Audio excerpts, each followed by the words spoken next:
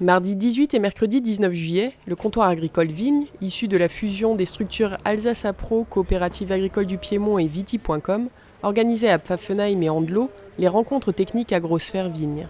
Dispatchés dans des groupes, les viticulteurs ont assisté à divers ateliers et démonstrations portant sur le travail du sol, la pulvérisation, les engrais verts, les semis et la réglementation. Ce sont les sujets qui sont d'actualité par rapport à l'aglementation qui évolue et aussi par rapport aux techniques, au matériel qui évolue et aussi aux attentes des viticulteurs qui évoluent dans un contexte notamment climatique et culturel. L'atelier travail du sol présentait en dynamique une charrue Intercept Brown et une machine de chez Sigwald composée d'étoiles de binage Kress. Donc là, dans la parcelle, les disques ont été passés ce matin, Philippe. Donc les disques, ils sont juste là derrière. Donc ça a déjà fait un bon boulot. Voilà. Et puis on voit que le cavaillon était quand même un petit peu légèrement colonisé, on peut dire. C'est pas non plus catastrophique, donc c'est le moment de le faire. Et voilà. Sur tout ce qui est jeune plantation ou complantation, il faut quand même double piquet. Voilà, ça a aussi tendance, si on laisse un jeune plant, même avec un manchon, on peut voir, des fois ça plie le manchon, donc c'est pas génial. Non, il faut un double piquet. Tu resserres un peu plus. Ouais. C'est auto-animé, donc ça s'entraîne tout seul, quoi. Et hydraulique, t'as pas besoin de ce tracteur, t'as juste besoin de... Plus l'écarteur, c'est tout. Il faut juste positionner l'écartement correctement et... C'est juste un double effet, quoi. Et les rouleaux hacheurs devant, Et ceux-là, oui, mais... Ils attaquent bien. J'ai fait le rang où je roule tout le temps en deuxième, en montée, comme c'est plus dur. Et l'autre rang, je l'ai fait en descente et ça nettoie relativement bien.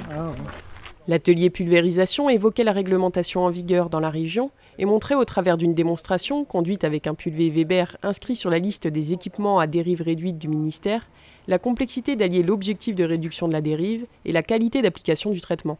Alors atelier et pulvérisation, pourquoi ? Donc depuis 2-3 ans la pulvérisation ça nous intéresse, c'est pas tout de vendre des produits, encore il faut voir comment ils sont utilisés, disons garantir leur efficacité et ça notamment ça passe l'application des produits, ça passe par l'application des produits, donc une meilleure compréhension de l'application des produits, notamment de voir ce qui se passe au niveau du matériel de pulvérisation. Donc si vous avez des vignes à proximité, enfin s'il y a des cultures à proximité d'écoles, de maisons de retraite ou de terrains de sport, l'application des produits est réglementée pendant les heures d'ouverture. Voilà.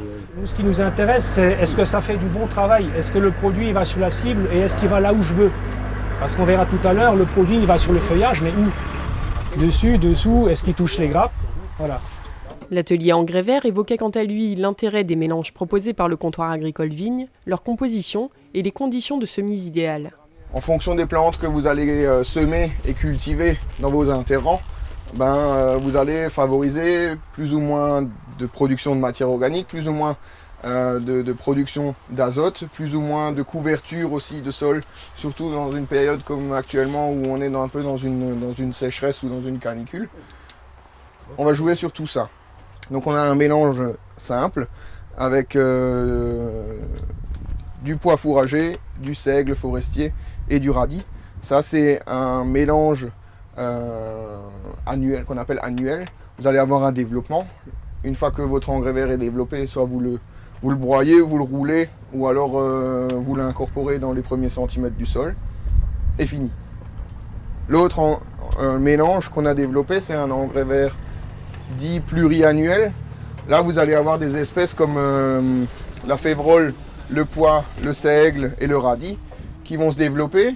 Et ensuite, on a d'autres espèces comme le trèfle d'Alexandrie, le trèfle incarnal, le lotier et le mélilo qui vont prendre la suite. C'est ce qu'on appelle un semis sous couvert en fait. Ces petites plantes, elles vont se développer en même temps que les autres, mais beaucoup moins, on ne va pas les voir. Et une fois que les grandes ne sont plus là, celles-là, elles prennent la suite. Quand on parle d'un semis de printemps, on est tout souvent dans un objectif de couverture de sol, d'avoir un tapis, d'avoir un mulch, comme là. Là, cet engrais vert, on l'a laissé se développer, et ensuite, il a été roulé pour avoir une accumulation de matière organique sur le dessus du sol pour l'isoler de la chaleur. Alors que si vous semez en août ou en septembre et que vous détruisez votre engrais vert au mois de mai, là on est plutôt dans un objectif de ramener des cols organiques qui vont stimuler la vigueur de la vigne. Enfin, l'atelier semis proposait la démonstration d'outils de marque Gerber et Gutler.